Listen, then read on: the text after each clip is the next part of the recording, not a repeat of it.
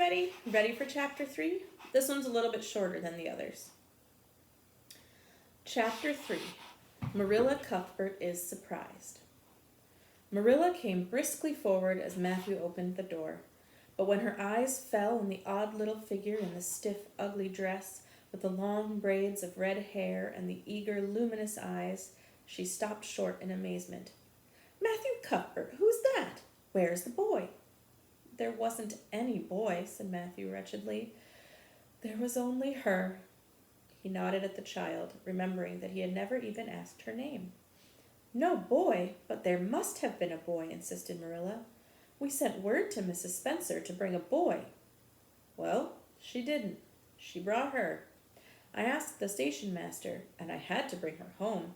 She couldn't be left there, no matter where the mistake had come in. Well, this is a pretty piece of business, said Marilla. During this dialogue, the child had remained silent, her eyes roving from one to the other, all the animation fading out of her face. Suddenly, she seemed to grasp the full meaning of what had been said. Dropping her precious carpet bag, she sprang forward a step and clasped her hands. You don't want me, she cried. You don't want me because I'm not a boy. I might have expected it. Nobody ever did want me. I might have known it was all too beautiful to last. What shall I do? I'm going to burst into tears. And burst into tears she did, sitting down on a chair by the table, flinging her arms out upon it, and burying her face in them, she proceeded to cry stormily. Marilla and Matthew looked at each other deprecatingly across the stove. Neither of them knew what to say or do. Finally, Marilla stepped lamely into the breach. Well, there's no need to cry so about it. Yes, there is need. Excuse me, sir. Briggs, no, get out. The child raised her head quickly, revealing a tear-stained face and trembling lips. You would cry, too, if you were an orphan and had come to a place you thought was going to be home and found out they didn't want you because you weren't a boy. Oh, this is the most tragical thing that ever happened to me. Something like a reluctant smile, rather rusty from long disuse, mellowed Marilla's grim expression. Well, don't cry any more. We're not going to turn you out of doors tonight. You'll have to stay here until we investigate this affair. What's your name? The child hesitated for a moment. Will you please call me Cordelia? She said eagerly. Call you Cordelia? Is that your name? No, it's not exactly my name, but I would love to be called Cordelia. It's such a perfectly excellent name. And so elegant. I don't know what on earth you mean. If Cordelia isn't your name, what is? Anne Shirley reluctantly faltered forth the owner of that name. But oh, please do call me Cordelia. It can't matter much to you what you call me if I'm only going to be here a little while, can it? And Anne is such an unromantic name. Unromantic fiddlesticks, said the unsympathetic Marilla. Anne is a real, good, plain, sensible name. You've no need to be ashamed of it. Oh, I'm not ashamed of it, explained Anne. Only I like Cordelia better. I've always imagined that my name was Cordelia. At least, I always have of late years. When I was young, I used to imagine it was Geraldine, but I liked Cordelia better now. But if you call me Anne, please call me Anne spelled with an E. What difference does it make how it's spelled? Asked Marilla with another rusty smile as she picked up the teapot. Oh, it makes such a difference. It looks so much nicer. When you hear a name pronounced, can't you always see it in your mind, just as if it was printed out? I can, and A-N-N looks dreadful, but A-N-N-E looks so much more distinguished. If you'll only call me Anne spelled with an E, I shall try to reconcile myself to not being called Cordelia. Very well, then, Anne spelled with an E. Can you tell us how this mistake came to be made? We sent word to Mrs. Spencer to bring us a boy. Were there no boys at the asylum? Oh, yes, there was an abundance of them, but Mrs. Spencer said distinctly that you wanted a girl about 11 years old, and the matron said she thought I would do. You don't know how delighted I was. I couldn't sleep all last night for joy. Oh, she added reproachfully, turning to Matthew. Oh, why didn't you tell me at the station that you didn't want me and leave me there? If I hadn't seen the white way of delight and the lake of shining waters, it wouldn't be so hard.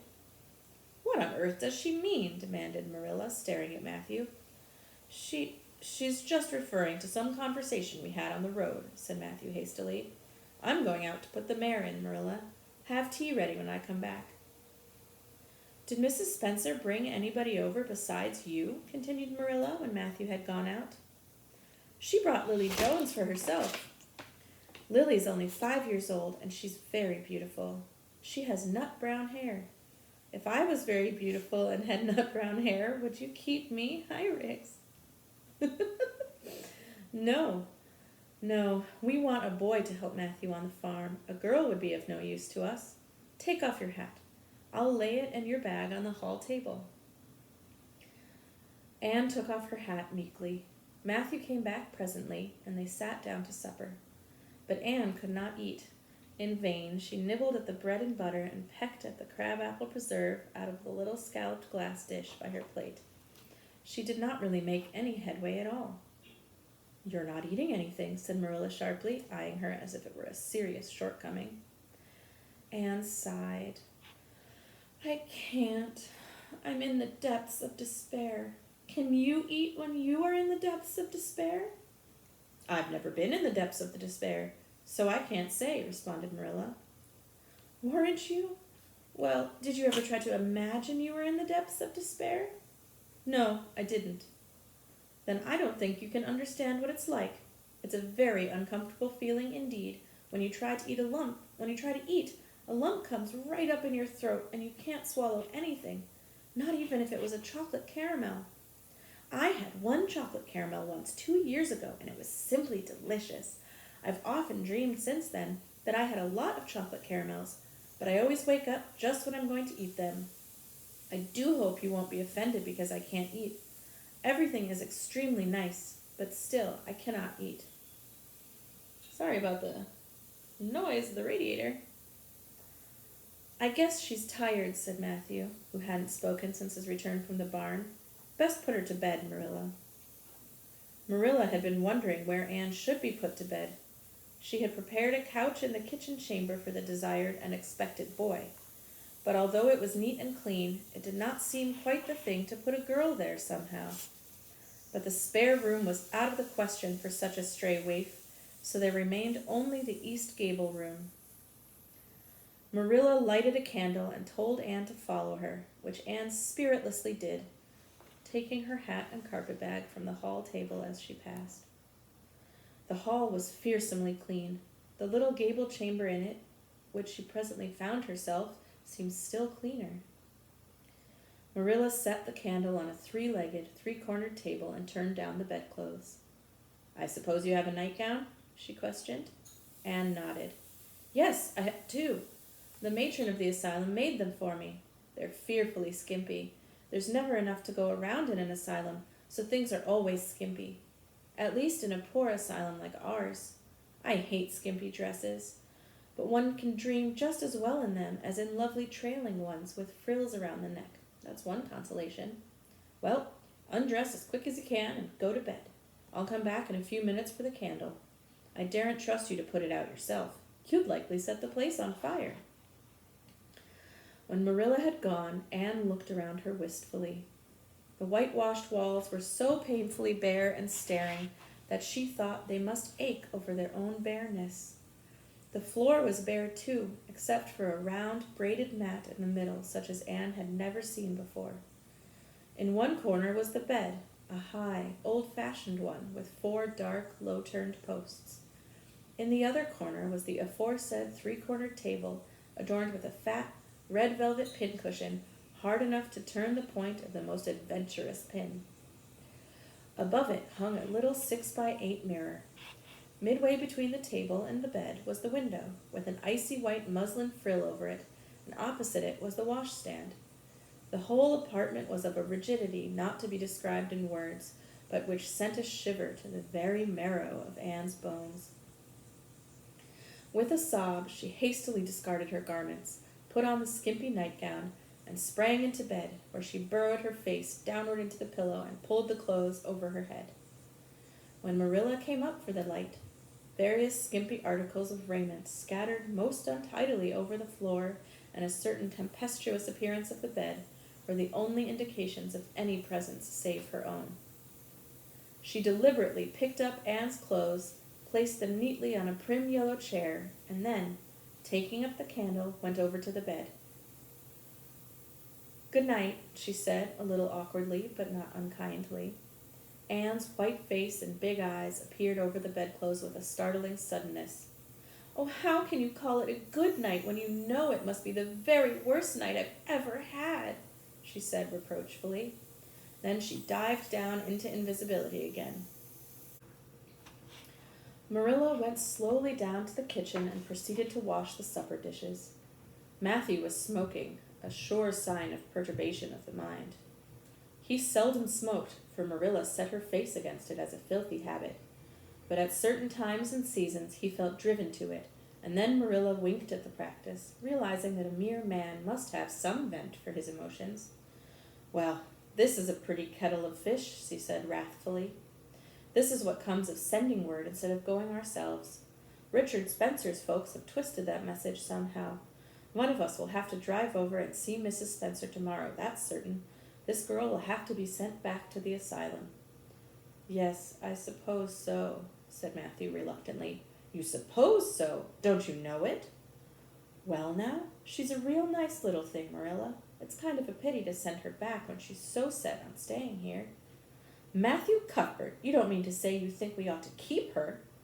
Marilla's astonishment could not have been greater if Matthew had expressed a predilection for standing on his head. "Well now, no, I suppose not exactly," stammered Matthew, uncomfortably driven into a corner for his precise meaning. "I suppose we could hardly be expected to keep her." "I should say not. What good would she be to us?" "We might be some good to her," said Matthew suddenly and unexpectedly. "Matthew Cuthbert, I believe that child has bewitched you. I can see as plain that you want to keep her." "Well now, she's a real interesting little thing," persisted Matthew. "You should have heard her talk coming from the station." "Oh, she can talk fast enough. I saw that at once. It's nothing in her favor either. I don't like children who have so much to say. I don't want an orphan girl, and if I did, she isn't the style I'd pick out. There's something I don't understand about her. No, she's got to be dispatched straightway back to where she came from." "I could hire a French boy to help me," said Matthew, "and she'd be company for you." "I'm not suffering for company," said Marilla shortly, "and I'm not going to keep her."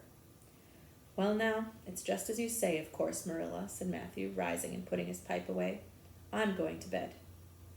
To bed went Matthew, and to bed, when she had put her dishes away, went Marilla, frowning most resolutely, and upstairs in the east gable, a lonely, heart-hungry, friendless child cried herself to sleep. And that's chapter 3. Hope you didn't mind our little visitor, right? Yeah. Say hi to the citizens of the Medford Public Library, Riggs. All right. See you tomorrow for chapter 4.